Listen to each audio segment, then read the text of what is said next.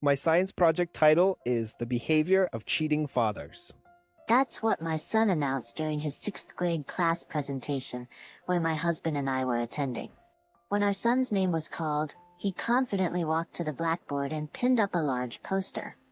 The room went silent for a moment, then erupted in murmurs. Undeterred, our son began presenting. I chose this topic because on December 10th, right before winter break, I saw my dad walking arm in arm with a woman I didn't recognize.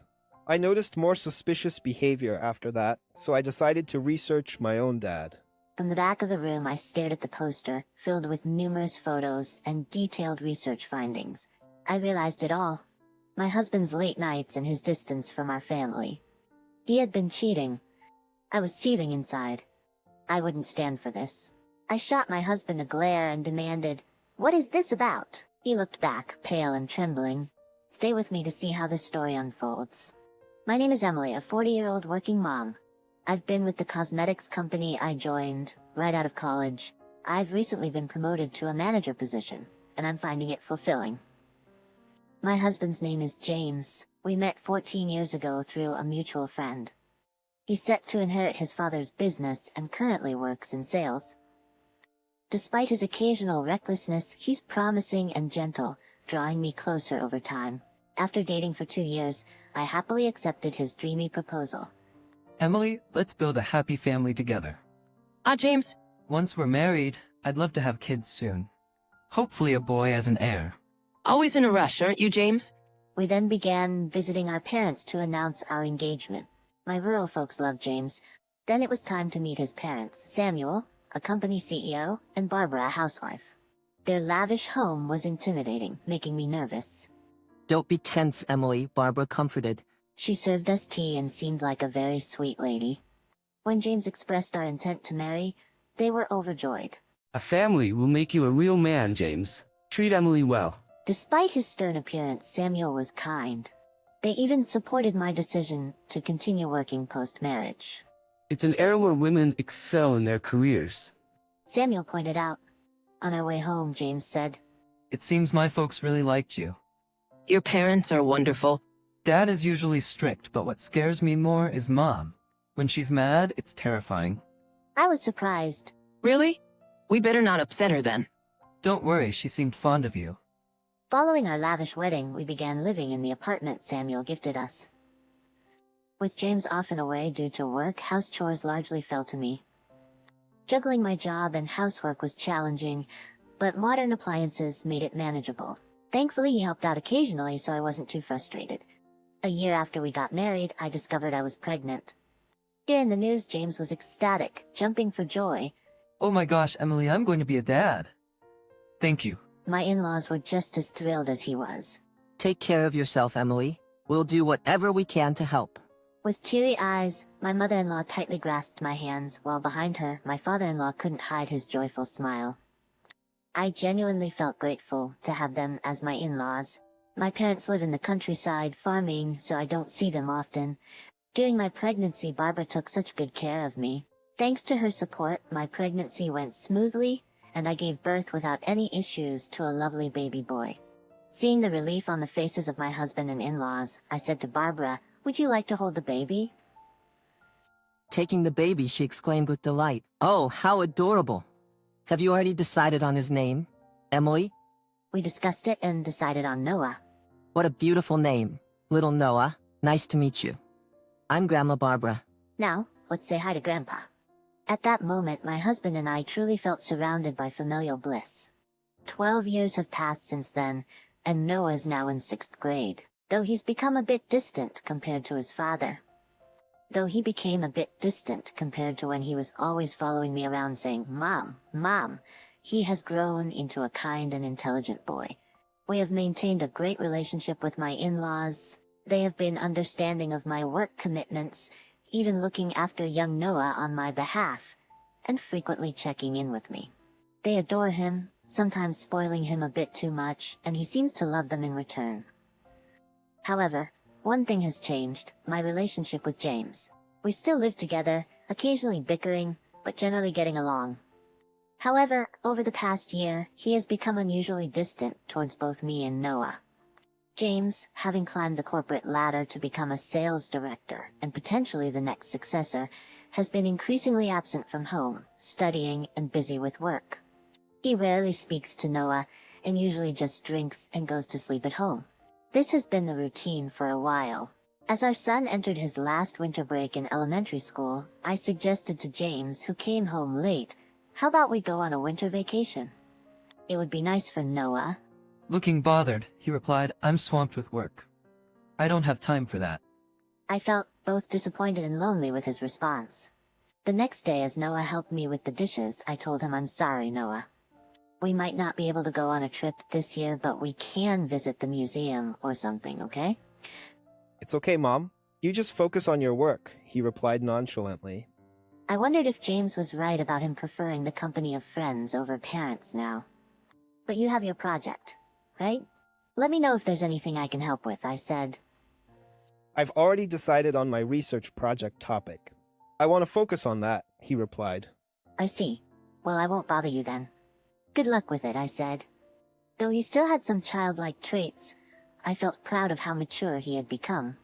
Throughout the winter break, James was busy with work, and I was tied up too, so Noah spent more time at his grandparents'. He seemed engrossed in his assignments and research, staying in his room most of the day. However, we made sure to share dinner together every evening and chat. I believe our mother-son relationship remains strong. Occasionally, I noticed him looking at me as if he wanted to say something, but I decided to wait until he was ready to talk. And just like that, winter break came to an end, and after a little while, the last open class session of elementary school approached. I decided to ask my father-in-law to have James take the day off from work so he could join me for the class visitation. James seemed hesitant and a bit annoyed, but upon my urging, he entered the classroom. The main event for the open class was for each student to present the independent research they had conducted during the break. One by one, the kids presented their findings, like observation of plants or their own handmade crafts. As I watched them with a smile and clapped, a thought struck me. Noah had seemed really engrossed in his independent research, but what was he going to present? He confidently stood in front of the chalkboard and pinned a large poster to it. The title of my research is The Behavior of a Cheating Father. The classroom went silent for a moment, and then suddenly everyone began whispering. Regardless, Noah calmly read out the contents of his poster. First, I'll explain why I chose this topic. On December 10th, just before winter break, I saw my dad walking arm in arm with a woman I didn't recognize. I noticed other suspicious behaviors, so I decided to research my own father. From the back of the classroom, I stared at the poster. It was filled with various photographs and densely written research findings. It all made sense to me then.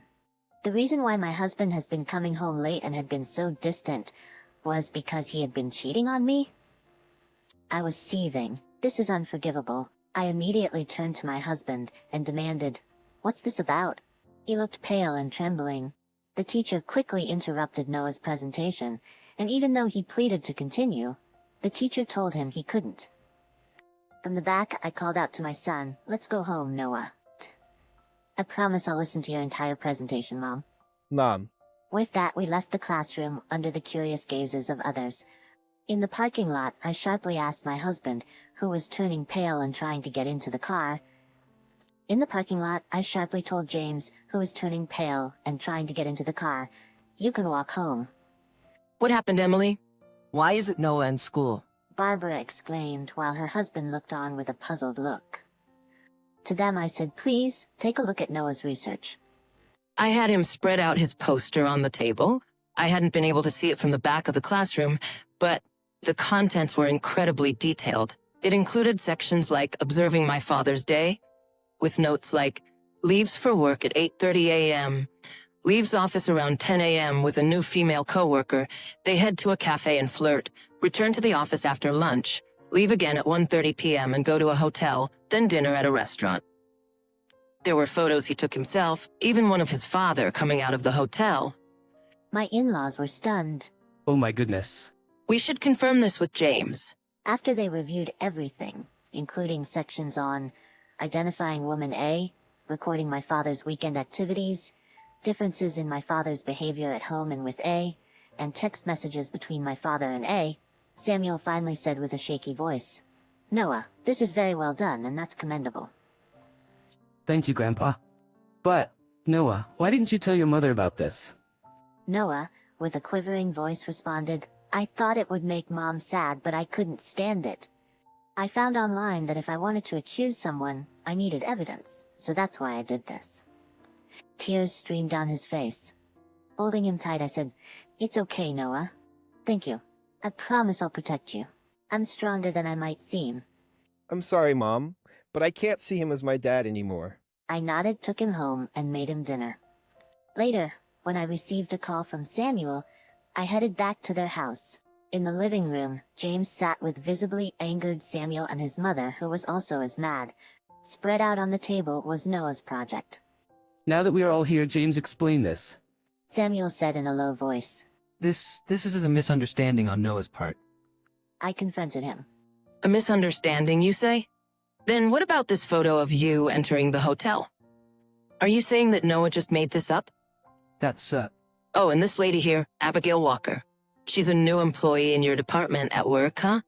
I even have screenshots of your chats. I love you, Abby. Can't wait to be with you tomorrow. We're gonna get married, Abby. Then you'll be Mrs. CEO. Ah, isn't that sweet? please just stop. He finally admitted defeated. Alright, I admit, I cheated on you. It's pretty obvious when it's laid out like this. I can't believe Noah found out. Holding his head in his hands, he looked up. His father informed him. I heard from your deputy manager. Everyone in the company has known about your affair with the new girl, but they were too scared of your position to say anything. What? Using the company car for your rendezvous during business hours? Unbelievable. You're fired, and so is she. James pointed at himself in disbelief. Even though I'm the next CEO. Who said I'd let you take over? Shame on you. You disgraceful son. Dad. Suddenly, his mother, who had been silent till now, slapped him hard across his face. Ow. Mom, what the hell? You disgrace. Apologize to Emily and Noah right now. We are cutting ties with you. Never show your face again. She continued to slap him multiple times until her husband intervened. Alright, that's enough. True to her reputation, James was most afraid of his mother. With a face flushed from the slaps, he staggered over to me. Emily, I'm sorry. Please, if you forgive me, everything can be fixed. Please forgive me. With all the strength I had, I shouted back. Are you out of your mind? You didn't just betray me, but also left a scar on Noah's heart. We are getting a divorce. I'll be claiming alimony and child support, so brace yourself, you jerk. Go to hell. Samuel threw James out. Our divorce was finalized smoothly, thanks to the evidence Noah had collected. I demanded alimony and child support from him in a lump sum, which he quickly paid, especially with the pressure from his parents. As promised, his father really fired both James and his mistress. I also claimed compensation from the mistress, but since she had no savings, her parents paid on her behalf and took her back to the countryside. I heard that she and James broke up over the money dispute.